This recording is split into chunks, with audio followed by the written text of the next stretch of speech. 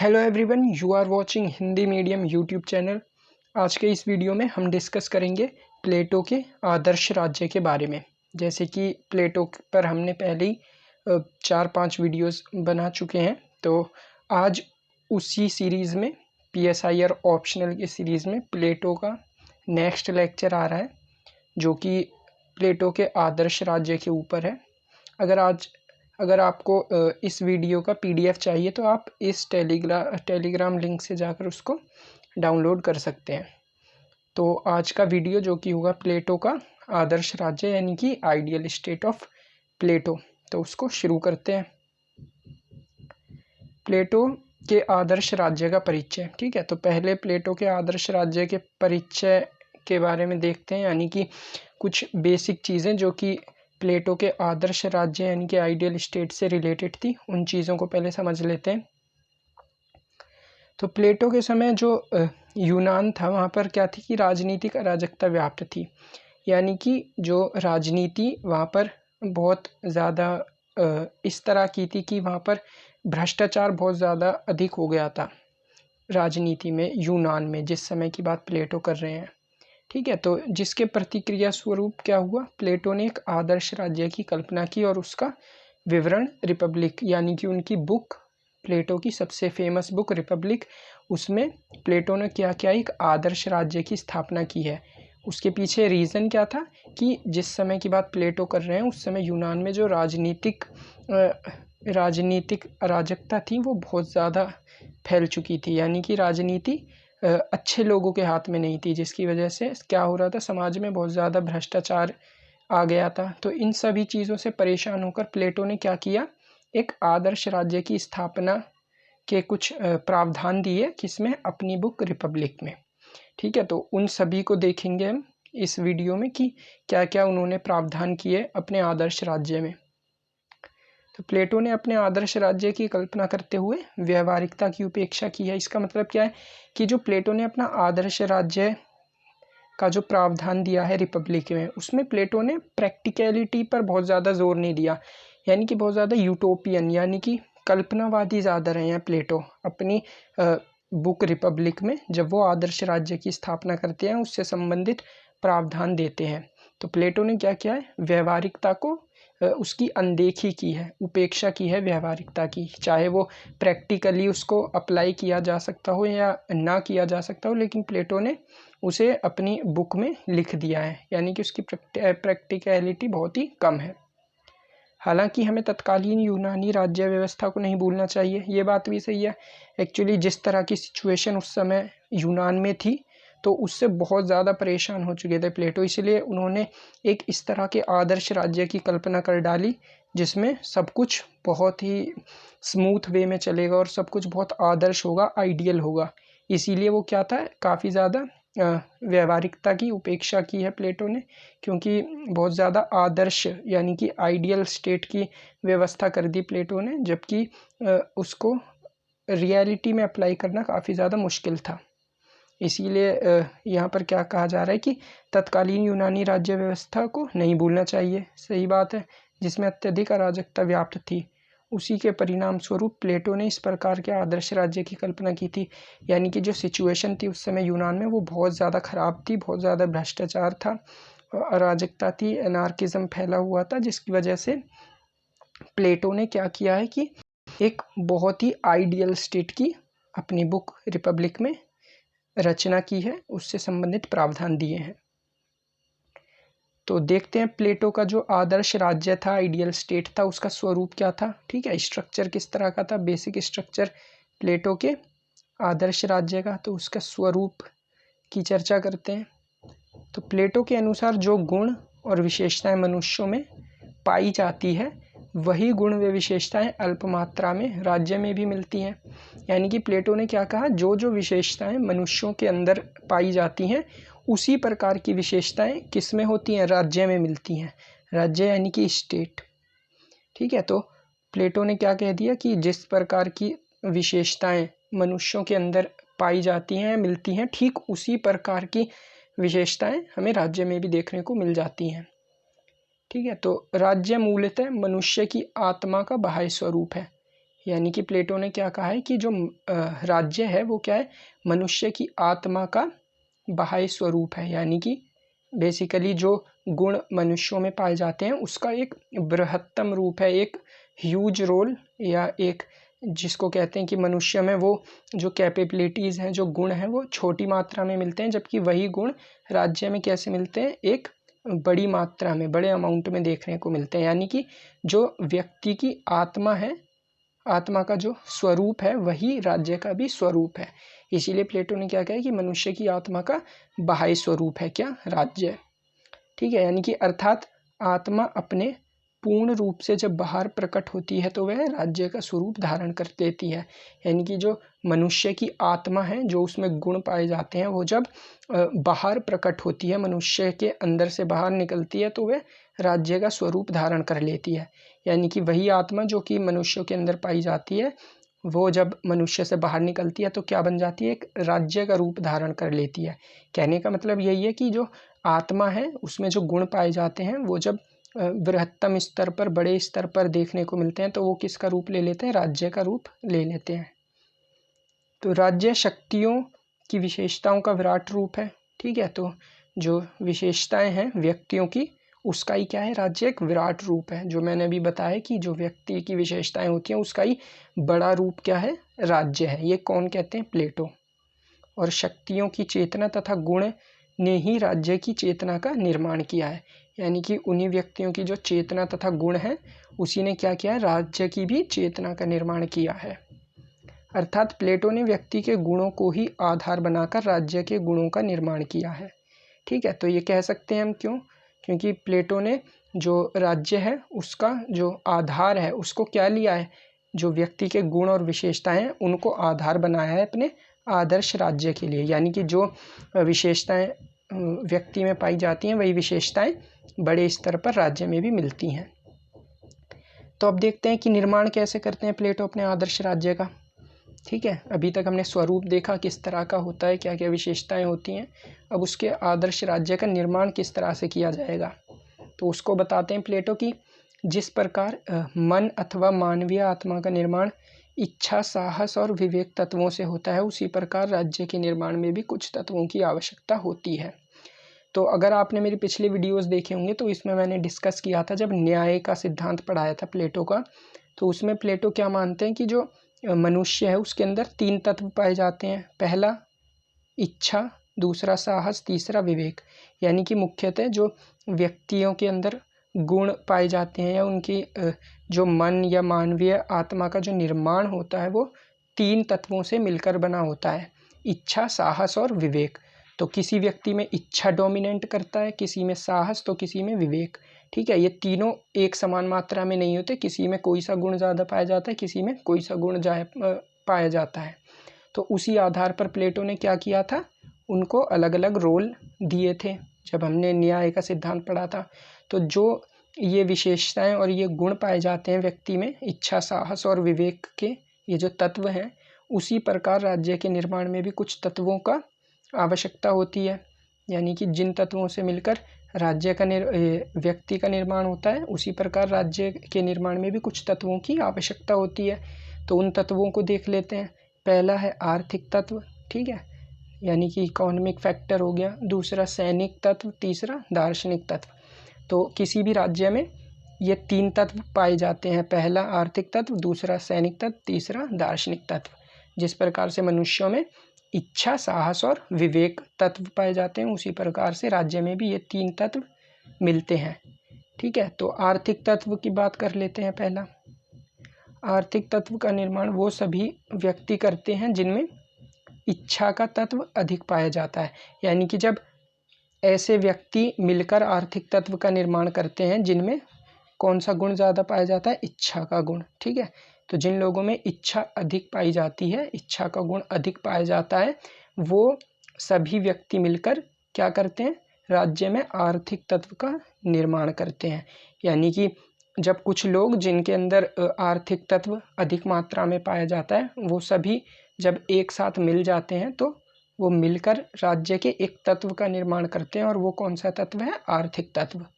ठीक है, तो ये सभी मिलकर राज्य के लिए उत्पादन संबंधित कार्य करते हैं।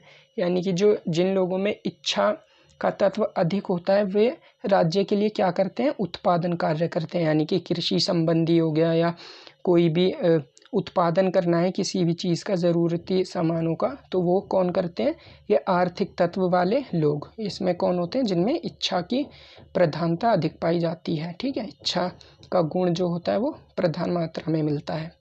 तो प्लेटो इन तत्वों की प्रधानता वाले व्यक्तियों को अपने वर्गों के श्रेणी तंत्र में तीसरे स्थान पर रखता है। ठीक है, इसका क्या मतलब है, यानी कि जैसे मैंने पिछले वीडियोस में बताया था कि प्लेटो क्या करता है कि एक व्यक्ति है जिसमें दार्शनिक तत्व ज़्यादा पाया जाता है, यानी कि दार्शनिक राजा बनने के लिए, या विवेक का तत्व जिसे वो कहते हैं आप, तो विवेक ज़्यादा पाया जाता है। दूसरे व्यक्ति हैं जिनमें साहस ज़्यादा पाया जाता है, और तीसरे व्यक्ति हैं जिनमें इच्छा का गुण ज़्यादा मिलता है। तो ये क्या है, श्रेणी तंत्र है ना, एक हायरार्की है जिसमें जो दार्शनिक या विवेक वाला तत्व है वो सर्वाधिक ऊपरी स्थान पर, यानी सबसे ज़्यादा महत्व इसे दिया गया है। उसके बाद जो सैनिक वर्ग होते हैं जिनमें साहस अधिक पाया जाता है उसको दार्शनिक वर्ग के नीचे रखा गया है, और जो सैनिक वर्ग से नीचे आते हैं वो है जिनमें इच्छा का गुण ज़्यादा पाया जाता है, यानी कि उत्पादक वर्ग। तो इस तरह से क्या किया है, प्लेटो ने इन तत्वों की प्रधानता वाले व्यक्तियों को अपने वर्गों के श्रेणी तंत्र में तीसरे स्थान पर रखा है। यानी कि जो राज्य के लिए आर्थिक तत्व का निर्माण करते हैं, यानी कि इच्छा जिनमें ज़्यादा डोमिनेट करती है, उन व्यक्तियों को तीसरे स्थान पर रखा है। ठीक है, ये रहे तीसरे, ये दूसरे स्थान पर है, ये अभी हम डिस्कस करेंगे, और पहले स्थान पर ये विवेक वाले व्यक्ति। ठीक है, आगे देखते हैं। अब दूसरा तत्व जो राज्य का है उसको डिस्कस करते हैं। पहला हमने देखा था जो आर्थिक तत्व था, अब देखते हैं सैनिक तत्व। ठीक है, तो सैनिक तत्व राज्य के निर्माण में दूसरा महत्वपूर्ण तत्व है। तो हमने देखा कि राज्य के निर्माण में 3 तत्व पाए जाते हैं, आर्थिक, सैनिक और दार्शनिक तत्व। तो जो आर्थिक तत्व था उनमें क्या ज़्यादा पाई जाती है, इच्छा का गुण। अब जो सैनिक तत्व है इसमें कौन सा गुण ज़्यादा पाया जाएगा, साहस का गुण। ठीक है, जिन व्यक्तियों में ज़्यादा साहस या साहसी व्यक्ति जो होंगे राज्य के, तो बहुत सारे जब साहसी व्यक्ति मिलकर राज्य के कौन से गुण का निर्माण करेंगे, सैनिक तत्व का। यानी कि जब बहुत सारे साहसी लोग मिलेंगे तो वो राज्य के लिए सैनिक तत्व का काम करेंगे। ठीक है, तो समाज के जिन व्यक्ति में साहस की अधिक मात्रा पाई जाती है और राज्य के प्रति देश प्रेम की भावना अधिक पाई जाती है, वो राज्य की रक्षा करेंगे। ठीक है, जैसे मैंने बताया जिन लोगों में साहस अत्यधिक मात्रा में पाया जाता है वे व्यक्ति क्या करेंगे, राज्य के लिए सैनिक तत्व का काम करेंगे और राज्य की रक्षा करेंगे। क्योंकि मात्र आर्थिक तत्व से राज्य का अस्तित्व बना नहीं रह सकता। प्लेटो ने इस तत्व को दार्शनिक तत्व के बाद महत्व दिया है। तो सही बात है, क्योंकि अगर आर्थिक तत्व ही राज्य में बना रहेगा तो पॉसिबिलिटी है कि कोई दूसरा राज्य, कोई दूसरा देश उस पहले वाले देश के ऊपर आक्रमण कर दे और उसे जीत ले। अगर किसी राज्य में जो सैनिक तत्व कमज़ोर होगा या सैनिक तत्व नहीं होगा तो उससे क्या होगा, जो दूसरे राज्य हैं वो पहले वाले राज्य पर आक्रमण करके उसे अपने अंडर ले आएंगे, उस पर कब्जा कर लेंगे। इसीलिए आर्थिक तत्व के साथ सैनिक तत्व भी आदर्श राज्य में महत्वपूर्ण भूमिका निभाता है प्लेटो के अनुसार। इसलिए प्लेटो ने क्या कहा है कि मात्र आर्थिक तत्व से राज्य का अस्तित्व बना नहीं रह सकता है ना। प्लेटो ने इस तत्व को दार्शनिक तत्व के बाद महत्व दिया है, जैसे कि मैंने पिछले स्लाइड में दिया था कि सबसे पहले दार्शनिक तत्व आता है, उसके बाद जो आपका सैनिक वर्ग है, और तीसरे पर इच्छा वाले लोग आते हैं। ठीक है, तो इस तरह से प्लेटो ने इस तत्व को कहाँ पर रखा है, दार्शनिक तत्व के बाद और इच्छा तत्व से पहले, यानी कि दूसरे स्थान पर। अंत में देखते हैं दार्शनिक तत्व। तो राज्य के निर्माण में तीसरा और सबसे महत्वपूर्ण तत्व होता है वो है दार्शनिक तत्व। इसे प्लेटो ने सबसे अधिक महत्व दिया है क्योंकि इन व्यक्तियों में ज्ञान और विवेक की प्रधानता पाई जाती है। ठीक है, तो जिन व्यक्तियों में विवेक, बुद्धि की अधिक मात्रा पाई जाती है वे इस दार्शनिक तत्व का निर्माण करते हैं। यानी कि जिन लोगों में सर्वाधिक बुद्धि और विवेक की क्षमता पाई जाती है वे क्या करते हैं, दार्शनिक तत्व, राज्य के दार्शनिक तत्व का निर्माण करते हैं जो राज्य का शासन चलाता है। ठीक है, तो राज्य के शासन के लिए दार्शनिक तत्व जिम्मेदार है, राज्य की सुरक्षा के लिए सैनिक तत्व, और राज्य के उत्पादन के लिए उत्पादक वर्ग या जिनमें इच्छा का गुण अधिक पाया जाता है वे लोग जिम्मेदार हैं। तो प्लेटो ने दार्शनिक तत्व को क्या किया है, सबसे अधिक महत्व दिया है, क्योंकि इन व्यक्तियों में ज्ञान विवेक की प्रधानता पाई जाती है और इन्हीं व्यक्तियों में से कोई एक दार्शनिक राजा बनेगा जो समाज में शासक की भूमिका निभाएगा।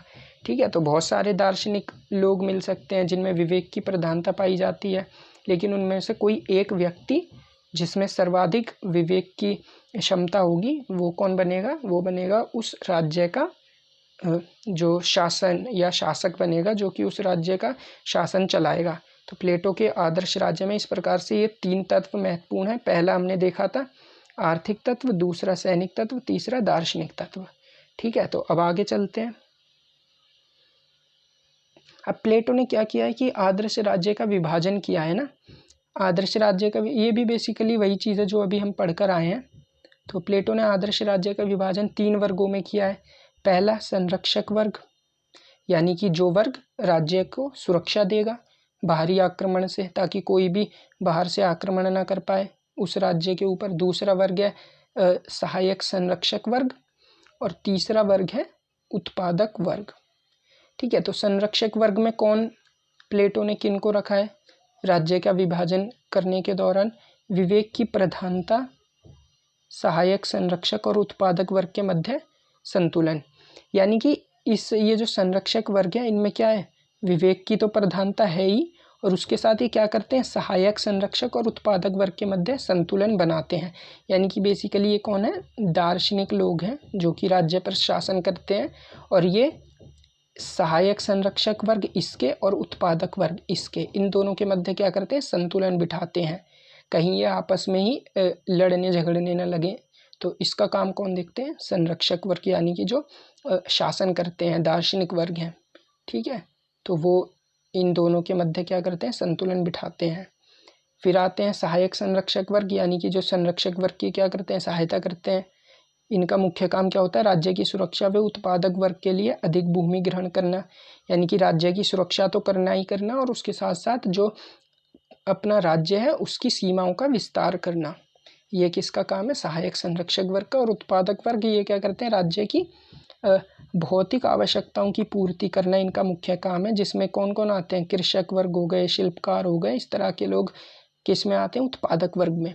यानी कि बेसिकली जो राज्य का 3 वर्गों में विभाजन किया है, संरक्षक वर्ग जिसमें दार्शनिक तत्व वाले लोग आते हैं, सहायक संरक्षक वर्ग जिसमें सैनिक वर्ग वाले लोग आते हैं जिनमें साहस की प्रधानता पाई जाती है, और उत्पादक वर्ग जिनमें इच्छा की प्रधानता वाले लोग शामिल हैं। ठीक है, इस प्रकार से प्लेटो ने अपने आदर्श राज्य का 3 रूपों में क्या किया है, विभाजन। अब देख लेते हैं जो प्लेटो का आदर्श राज्य है उसकी मुख्य विशेषताएं क्या क्या हैं, है ना। तो पहली विशेषता देखते हैं। अभी तक हमने पूरा आदर्श राज्य समझा है कि प्लेटो ने किस तरह से अपने आदर्श राज्य का प्रावधान अपनी बुक रिपब्लिक में दिया है। तो उसी आदर्श राज्य की पहली विशेषता है राज्य का शासन निस्वार्थ दार्शनिक शासकों द्वारा। यानी कि प्लेटो का जो आदर्श राज्य है उसमें शासन कौन करेगा, एक दार्शनिक वर्ग द्वारा। यानी कि जिस व्यक्ति में जो आपका विवेक की प्रधानता पाई जाती है वो क्या करेगा, शासन करेगा उस आदर्श राज्य में। और वो व्यक्ति कैसा होगा, निस्वार्थ होगा, उसे किसी भी चीज़ का लालच नहीं होगा। ठीक है, यानी कि निस्वार्थ भाव से वे अपनी कर्तव्य को पूर्ण करेगा।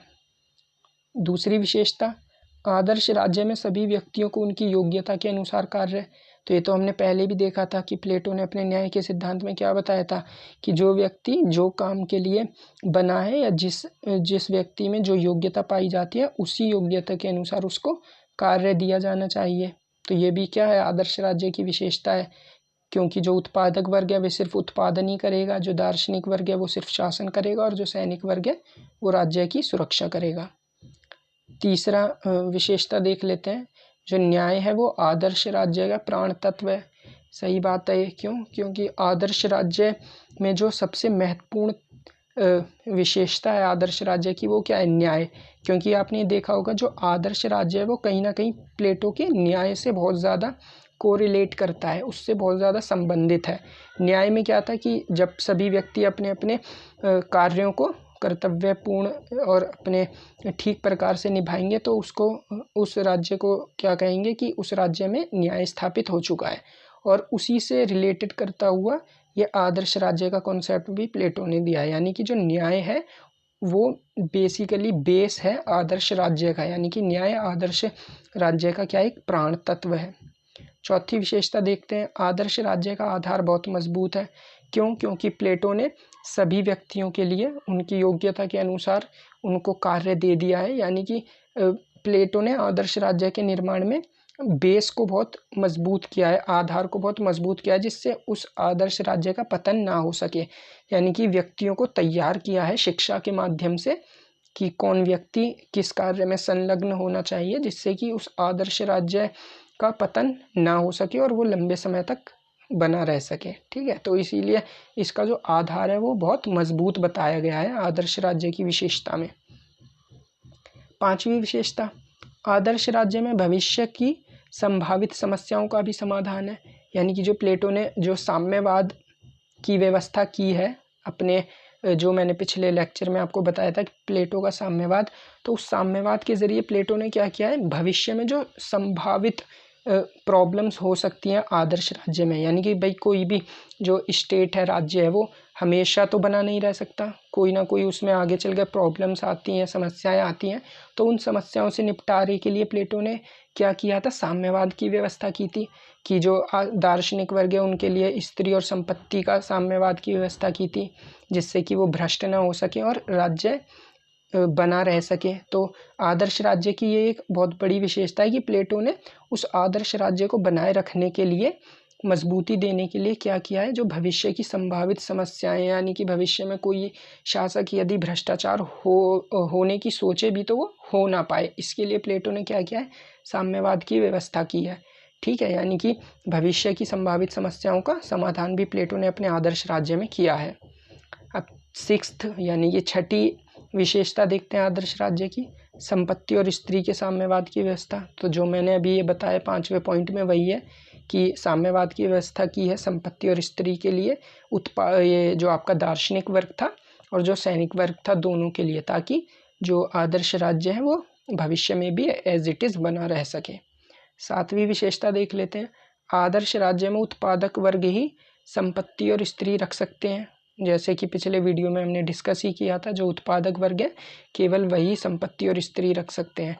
तो आदर्श राज्य में व्यवस्था की गई है जिससे कि आदर्श राज्य की जनसंख्या भी बढ़ती रहे और समाज में ये जो आदर्श राज्य है वो बना भी रह सके। अब आदर्श राज्य की आलोचनाएं देखते हैं। आलोचनाएं क्या क्या थी? ऑब्वियस सी बात है कि बहुत सारे क्रिटिक्स तो होंगे ही इस व्यवस्था के, क्योंकि ये बहुत ज़्यादा यूटोपियन थी, कल्पनावादी थी। यानी कि इसको व्यवहारिकता या व्यवहार में या फिर प्रैक्टिकली इसको अप्लाई करना बहुत ज़्यादा डिफ़िकल्ट था, इसलिए इसकी बहुत सारी आलोचनाएं भी हैं।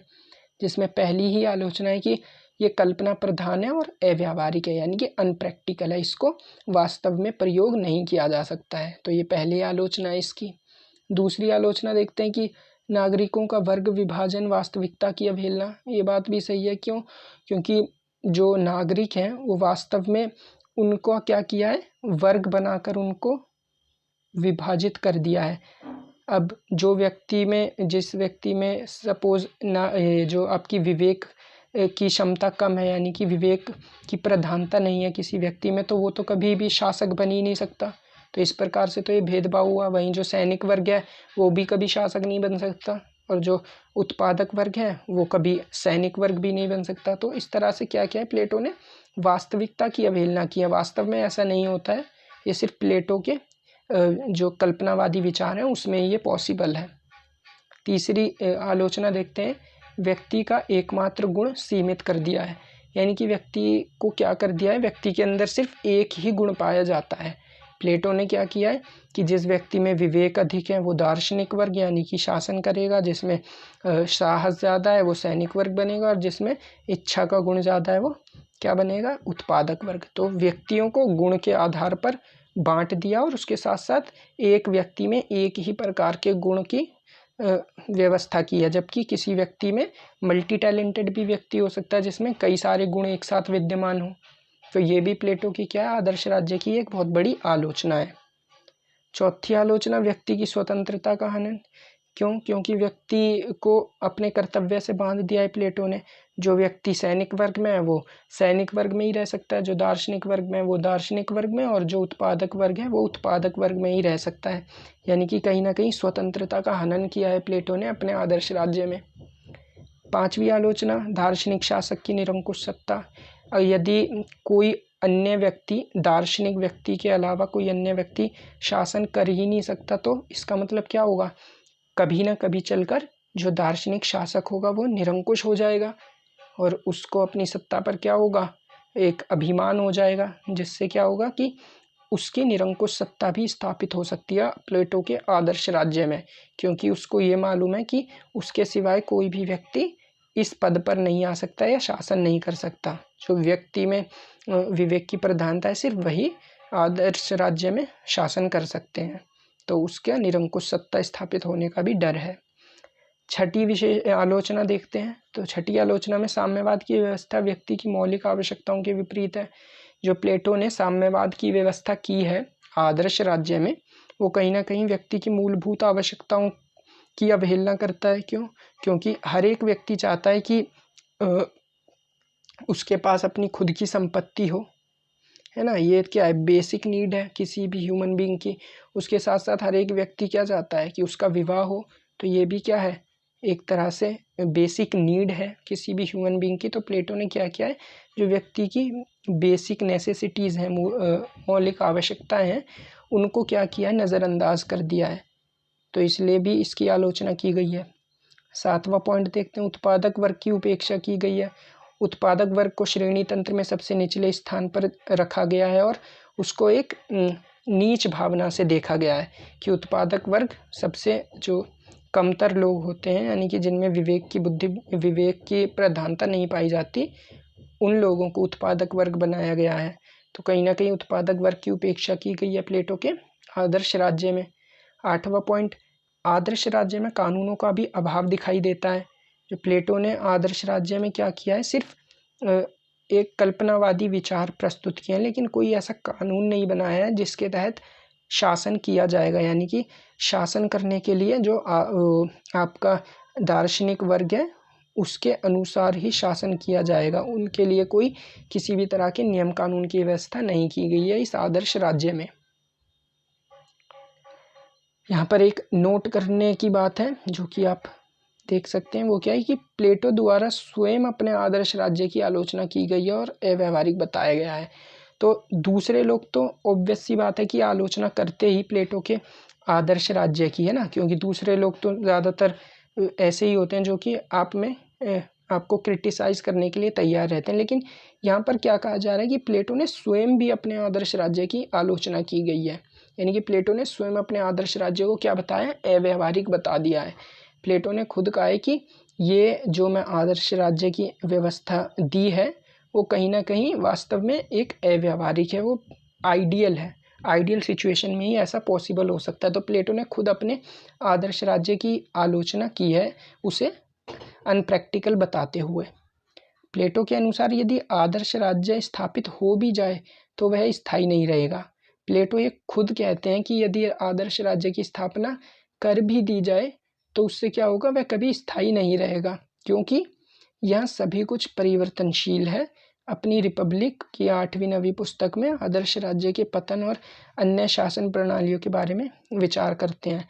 यानी कि प्लेटो ने अपनी बुक रिपब्लिक की जो 8th और 9th बुक है, उसमें आदर्श राज्य के अलावा जो दूसरी व्यवस्थाएं हैं राज्य के लिए, उनका विचार दिया है, उन पर उनका प्रावधान दिया है, उन पर उन्होंने अपनी बातें रखी हैं। तो प्लेटो कहीं ना कहीं अपने आदर्श राज्य से खुद अनसेटिस्फाई थे, इसीलिए उन्होंने अपनी रिपब्लिक की 8वीं और 9वीं पुस्तक में क्या किया है? आदर्श राज्य के अलावा भी कई अन्य व्यवस्थाओं की, अन्य राज्य शासन की व्यवस्था की है। तो इससे क्या साबित होता है कि प्लेटो को खुद अपने आदर्श राज्य पर ज़्यादा भरोसा नहीं था, वो कहीं ना कहीं उसको अनप्रैक्टिकल मानते थे। प्लेटो के अनुसार राज्य कल्पनाओं में ही हो सकता है, वास्तविकता में नहीं। यानी कि जो प्लेटो ने क्या किया है कि जो अपना आदर्श राज्य है उसको प्लेटो ने खुद ऐसा माना है कि ये सिर्फ कल्पनाओं में पॉसिबल है और रियलिटी में ऐसा कोई राज्य नहीं हो सकता। ठीक है, तो इस तरह से हमने देखा प्लेटो का आदर्श राज्य क्या था, उसकी क्या विशेषताएं थी, क्या स्वरूप था, क्या आलोचना थी, और अंत में देखा कि प्लेटो ने खुद ये माना कि जो उनका आदर्श राज्य है वो कहीं ना कहीं अनप्रैक्टिकल है, इसीलिए उन्होंने अपनी रिपब्लिक की 8वीं और 9वीं पुस्तक में उसकी जगह दूसरी व्यवस्थाओं का विवरण दिया है। तो इससे क्या साबित होता है कि प्लेटो का जो आदर्श राज्य था वो कहने के लिए तो काफ़ी अच्छा था, लेकिन रियलिटी में उसको अप्लाई करना काफ़ी ज़्यादा मुश्किल था। ठीक है, तो आज के इस वीडियो में ये हमने पूरा देखा प्लेटो का आदर्श राज्य क्या था। अब इससे रिलेटेड एक क्वेश्चन की बात कर लेते हैं, जो कि आपका होमवर्क क्वेश्चन है, जिसको आप घर पर ट्राई कर सकते हैं। तो क्वेश्चन है कि राज्य व्यक्ति का बृहत्तम रूप है। ये किसने कहा है? प्लेटो ने। ये प्लेटो की स्टेटमेंट है अपनी बुक रिपब्लिक में कि राज्य जो है वो व्यक्ति का क्या है, विराट रूप है या बृहत्तम रूप है। ये किसने कहा है? प्लेटो ने। तो इस पर आपको क्या क्वेश्चन है कि प्लेटो के आदर्श राज्य के संदर्भ में इस पर आपको टिप्पणी करनी है, कमेंट करना है। ठीक है, इस पर आपको कमेंट करना है 150 वर्ड्स में। 10 मार्क्स का क्वेश्चन इस तरह का, जैसे कि आपने प्रीवियस ईयर क्वेश्चंस में भी देखे होंगे। तो इस क्वेश्चन को आपने घर से ट्राई करना है और इसको कोशिश करना है कि 150 वर्ड्स से लेकर के 170 वर्ड्स के बीच में आप इसको विदिन 9 to 10 मिनट्स लिखने की कोशिश करें। ठीक है, जो मैंने बताया इस वीडियो में उसकी हेल्प आप ले सकते हैं, उसी के बेस पर ये क्या है क्वेश्चन मैंने आपको दिया है। ठीक है, तो आई होप आपको वीडियो अच्छा लगा होगा। Thank you so much for watching this video. Have a nice day.